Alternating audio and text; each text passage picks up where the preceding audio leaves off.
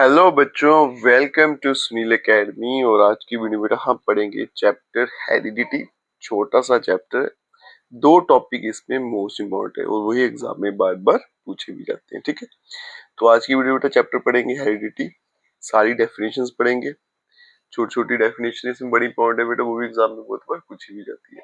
अगर आप वीडियो देखते हो लाइक जरूर करिएगा, चैनल को लाइक सब्सक्राइब शेयर कमेंट जरूर करें। स्टार्ट करते हैं आज का वीडियो। सबसे पहले बेटा हेरिडिटी क्या होती है। Transmission of character from one generation to next generation is called heredity. Heredity का सिंपल मीनिंग क्या है बेटा, कैरेक्टर्स का ट्रांसफर होना एक जनरेशन से दूसरी जनरेशन में, इसको हेरिडिटी बोलते हैं। ठीक है, कैरेक्टर हो गया जैसे आइज का कलर, आपकी हाइट कैसी है, बालों का रंग कैसा है। ठीक है, that's your characters.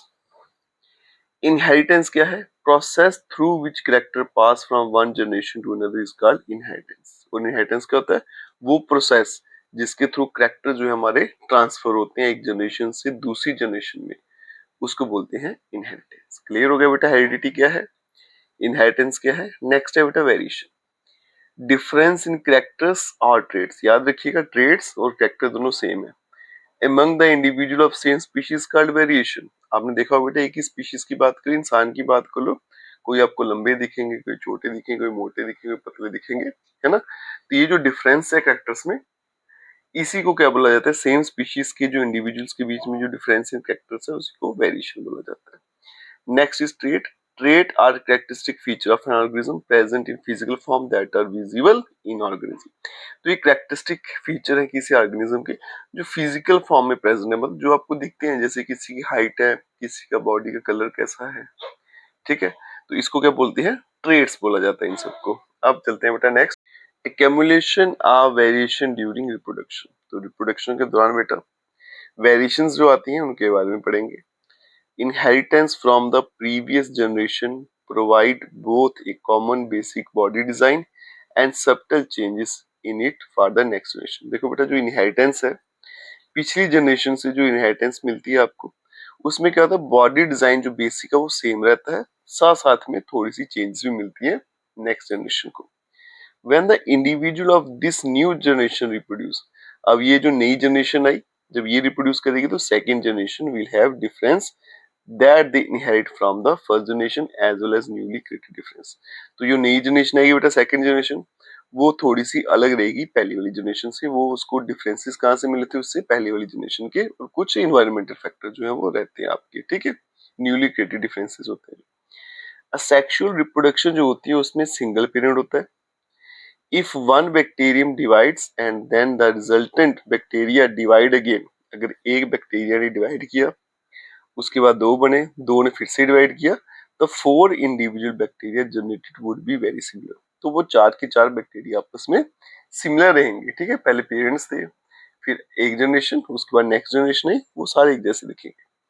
There would be only very minor difference between them, उनके बीच में अगर डिफरेंस हुआ भी ना तो बड़ा छोटा सा डिफरेंस रहेगा।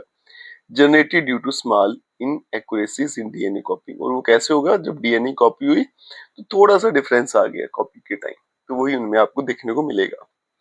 Sexual reproduction on other hand generate even greater diversity. लेकिन अगर मैं सेक्सुअल रिप्रोडक्शन की बात करूं तो जो डाइवर्सिटी है या फिर डिफरेंस है, बड़ा ज्यादा रहता है। This is so because sexual reproduction involve two parents. इसका रीजन क्या है बेटा, कि सेक्सुअल रिप्रोडक्शन में दो पेरेंट्स रहते हैं and every offspring receive some character of father and some character of mother. Parents दो रहते हैं और हर ऑफस्प्रिंग बच्चे को कुछ कैरेक्टर फादर से मिलेंगे, कुछ कैरेक्टर मिलेंगे मदर से। Since different offspring receive different combination of character of their parent, they show variation among themselves as well as from their parent। अब कहता है कि अलग अलग ऑफस्प्रिंग जो है, different offspring receive different combination of character of their parent. मतलब बच्चे अगर दो तीन है किसी के, तो उनको बेटा अलग अलग मिलेगा, आपको अलग अलग कैरेक्टर्स मिलते हैं अपने पेरेंट्स के। इसलिए उनमें क्या होती है, आपस में भी डिफरेंस रहते हैं और वो पेरेंट्स से भी थोड़े अलग रहते हैं।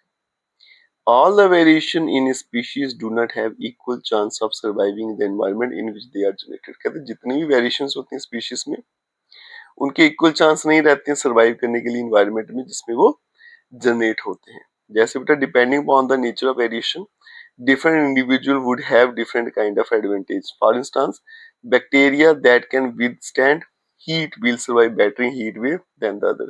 मान लो बैक्टीरिया है बेटा, ठीक है, दैट कैन विथस्टैंड हीट, जो बड़ी ज्यादा हीट बर्दाश्त कर सकता है ना, तो वो हीट वाले एटमॉस्फेयर में आराम से सर्वाइव कर जाएगा एज कम्पेयर टू दोज जो हीट में सर्वाइव नहीं कर पाते. In other word, environmental factors select the variants and this selection form the basis of evolution. अगर हम सिंपल वे में बोल लें तो जो इन्वायरमेंटल फैक्टर है वो वेरिएंट्स को सिलेक्ट करते हैं और यही सिलेक्शन आगे जाके एवोल्यूशन मतलब चेंजेस का कारण बन जाता है. रूल्स क्या है? इनहेरिटेंस ऑफ ट्रेड्स, ट्रेड्स के इनहेरिटेंस के रूल्स क्या है, मतलब कैरेक्टर्स ट्रांसफर होने के रूल्स क्या है. The rules for inheritance of trait in human being are related to the fact that both the father and mother contribute practically equal amount of genetic material to the child. कहते हैं inheritance का rule क्या है कि जो trades आपकी inherit होते हैं उसका रूल क्या है बेटा कि ह्यूमन बीइंग की बात करें, फादर और मदर दोनों इक्वल कंट्रीब्यूट करेंगे जेनेटिक मटेरियल अपने बच्चों को. This means that each trait can be influenced by both paternal and maternal DNA. इसका मतलब कि कोई भी कैरेक्टर ले लो, वो फादर से भी इन्फ्लुएंस हो सकता है या फिर मदर से भी इन्फ्लुएंस हो जाएगा. Thus for each trait there will be two version initial. इसलिए बेटा हर कैरेक्टर के लिए आपके पास दो वर्जन है, एक फादर का एक मदर का. Gregor John Mendel worked out the basic rule of such inheritance of trait. और हमारे ग्रेगर जॉन मॉडल ने इस पे काम किया था, सॉरी मेंडल ने इस पे काम किया था कि बेसिक रूल क्या है ट्रेड्स के इनहेरिटेंस का. ही स्टडीड, उसने क्या देखा, inheritance of contrasting characters such as tallness, dwarfness, round wrinkle, yellow green, orange of seed by working on garden pea plant. उसने क्या किया, पी प्लांट पे काम किया और कैरेक्टर्स जैसे कि टालनेस, ड्वार्फनेस, बड़े लंबे छोटे प्लांट हो गए, राउंड वाले, रिंकल सीड वाले हो गए, ये कैरेक्टर कैसे ट्रांसफर होंगे किसी पी प्लांट में, उस पर उन्होंने काम किया था. मेंडल्स एक्सपेरिमेंटल प्लांट, जो मेंडल ने एक्सपेरिमेंट के लिए प्लांट लिया, उसी को क्यों सिलेक्ट किया था वो देखते हैं. Mendel selected garden pea plant. तो मेंडल ने गार्डन पी प्लांट जो था, जिसका बोटेनिकल नेम है Pisum sativum, for a series of experiment, उसने इसी को सिलेक्ट किया. क्यों किया? It was easy to grow, सबसे पहले ग्रो करना आसान था. It had a short life cycle, उसका लाइफ साइकिल बड़ा छोटा है, इसीलिए बड़ी सारी जनरेशन की वो स्टडी कर सकता है. नेक्स्ट बेटा, garden pea plant had distinct easily detectable contrasting feature like tall short round seed wrinkle seed etc. तो गार्डन पी प्लांट जो थी उसमें अलग अलग ट्रेड्स बड़े ज्यादा अवेलेबल थे, जैसे कोई बड़ा प्लांट था, कोई छोटा था, किसी की सीड्स के कलर अलग थे, किसी की शेप अलग थी. All the contrasting traits were existing in every generation. हर जनरेशन में आपको कंट्रास्टिंग ट्रेड्स जैसे बड़ा छोटा ये मिल रहा था, because plant had bisexual flower and resorted to self pollination, क्योंकि प्लांट जो थे बाइसेक्सुअल फ्लावर थे, उसके बाद में उनकी सेल्फ पॉलिनेशन भी कराते थे. ठीक है, अब चलते हैं नेक्स्ट. अब यहाँ देखो बेटा कुछ कंट्रास्टिंग कैरेक्टर्स पे यहाँ पे बताए गए हैं, जैसे सीड की शेप, सीड का कलर लिया गया, सीड कोट कलर कैसे होगा, पॉड शेप होगी, पॉड का कलर हो गया, फ्लावर की पोजीशन क्या है, स्टेम लेंथ, ये कुछ कैरेक्टर जो थे स्टडी किए गए थे. अब ये क्वेश्चन जो है, inheritance of trait for one contrasting character, जिसमें एक ही कैरेक्टर को स्टडी किया गया, जिसको मोनो हाइब्रिड क्रॉस कहते हैं. एग्जाम के लिए मोस्ट इंपॉर्टेंट क्वेश्चन मैं यहाँ लिख देता हूँ बेटा, मोस्ट इंपॉर्टेंट है और बहुत बार एग्जाम में बहुत बार क्या लगभग यही क्वेश्चन पूछा जाता है. आपने पूरे का पूरा चार्ट स्टडी कर लेना, ठीक है, और यही आपने वहां पे लिख के ही आना होता है. मेंडल ने क्या किया, took tall and short pea plant. सबसे पहले मोनो हाइब्रिड क्रॉस है बेटा, एक ही ट्रेट को स्टडी करेंगे, उसने एक बड़ा लंबा प्लांट ले लिया, एक छोटा ले लिया. प्रोगेनी, सबसे पहले प्रोगेनी क्या होता है बेटा, ऑफस्प्रिंग होता है, इसको समझ लीजिएगा. Produced from them were all the tall plant. तो उसने क्या किया, ये एक टॉल प्लांट था जिसमें दोनों टी टी हैं, बड़े कैपिटल टी मतलब टॉल है, स्मॉल टी का मतलब ड्वार्फ है. ठीक है, एक टॉल प्लांट लिया, एक छोटा प्लांट ले लिया, दोनों की क्या किया बेटा उसने, क्रॉस पॉलिनेशन. तो यहाँ देखिए नया जो प्लांट मिला उसमें एक यहाँ से आएगा, एक यहाँ से आएगा, और जो कैपिटल वाला होता है बेटा वो हमेशा डोमिनेट होता है. तो इसमें कैपिटल टी जो है ना, तो मतलब टॉल, ये जो प्लांट बनेगा वो टॉल बनेगा क्योंकि कैपिटल अल्फाबेट वाला डोमिनेट रहता है. तो जब उसने क्रॉस पॉलिनेशन की तो आपको जो प्लांट मिला वो टॉल मिला, तो वही लिखेंगे, progeny produce from them were all the tall plant. तो जितने प्लांट मिले सारे के सारे टॉल मिलेंगे. This means that only one of the parental trait was seen in F1 generation. तो इसका मतलब ये जो है इसको F1 जनरेशन बोलते हैं। F1 जनरेशन में सिर्फ एक ही ट्रेट आपको मिला, कौन सा मिला था, हाइटेड वाला। Mendel then allowed F1 generation plant to undergo self pollination. फिर उसने क्या किया, ये जो F1 जनरेशन थी इन्हीं की आपस में ब्रीडिंग की, तो इसको बोलेंगे सेल्फ पॉलिनेशन। ठीक है, टीटी टीटी है ना, सेम ले लिए। अब आगे देखिए, इन दी F2 generation Mendel found that all plants were not toll. जब उसने इनकी आपस में सेल्फ पॉलिनेशन की F2 जनरेशन में, F2 जनरेशन में क्या देखा कि सारे के सारे प्लांट जो थे वो टाल नहीं थे। 1/4 वर शॉर्ट, मतलब 4 में से 3 बड़े थे, एक जो था वो छोटा था। This show that both the traits of shortness and tallness were inherited in F1 generation. यहाँ से उसको क्या समझ आई कि जो F1 जनरेशन थी उसमें टॉल और शॉर्ट दोनों कैरेक्टर ट्रांसफर हुए थे। डोमिनेट कौन सा हुआ था, टॉल वाला, वो अलग बात है, लेकिन कैरेक्टर जो थे वो दोनों के दोनों F1 जनरेशन में थे। तभी तो F2 जनरेशन में देखिए आपको, but only tallness trait was expressed in F1 generation.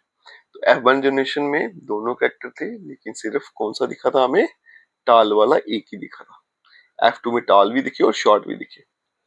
This led Mendel to propose that two copies of genes controlling the trait are inherited in each sexually reproducing organism। यहाँ से Mendel ने क्या propose किया कि दो copies of jeans की दो copies transfer होती है। ठीक है, तो two copies of genes controlling the trait are inherited. तो हमेशा बेटा कोई भी कैरेक्टर हो उसके दो जीन्स ही आगे जाते हैं, इनहेरिटेड होते हैं सेक्सुअल रिप्रोडक्शन के केस में। आगे बेटा, all the plant produced in F1 generation are tall. F1 generation में जितने प्लांट थे सारे के सारे टाल थे। जीनोटाइप जेनेटिकली क्या थे वो, TT. This indicate that the gene responsible for tallness in P plant is dominate over the gene responsible dwarfness. तो इसका क्या मतलब था, ये वहां से क्या पता चलता है कि जो टॉल वाला जीन था वो डोमिनेट था F1 जनरेशन में, और शॉर्ट वाला रिसेसिव था, वो वहां पे एक्सप्रेस नहीं हुआ। When F1 plant are self pollinated, they produce second generation F2। फिर जब आप क्या करते हो कि F1 जनरेशन को आपस में क्या करते हो, सेल्फ पॉलिनेशन, तो F2 जनरेशन मिलती है। इन F2 generation both tall and dwarf plant appeared in the ratio 3:1। F2 generation में टॉल और शॉर्ट प्लांट की रेशियो क्या बेटा, 3:1। तीन बड़े टॉल दिखेंगे, एक शॉर्ट दिखेगा। दस द फिनोटाइपिक रेशियो, फिनोटाइप मतलब फिजिकली जो आपको कैरेक्टर दिखना है उसको कहते हैं फिनोटाइपिक रेशियो। F2 जनरेशन को क्या थी, तीन टाल थे, एक शॉर्ट था। और जीनोटाइपिक रेशियो मतलब जेनेटिकली कैसे थे, एक टी, दोनों टी, और कैपिटल टी स्मॉल टी वाले दो, और स्मॉल टी दोनों वो एक था। तो ये भी एग्जाम में जीनोटाइपिक और फिनोटाइपिक रेशियो बड़ी बार पूछे। ठीक है, ये बहुत इंपॉर्टेंट है बेटा, एग्जाम में बहुत बार पूछा भी आता है। तो आज की वीडियो बेटा यहीं तक रखते हैं। अगर आपने वीडियो देखते हो तो लाइक जरूर करिएगा, चैनल को लाइक सब्सक्राइब शेयर जरूर करें। Best of luck.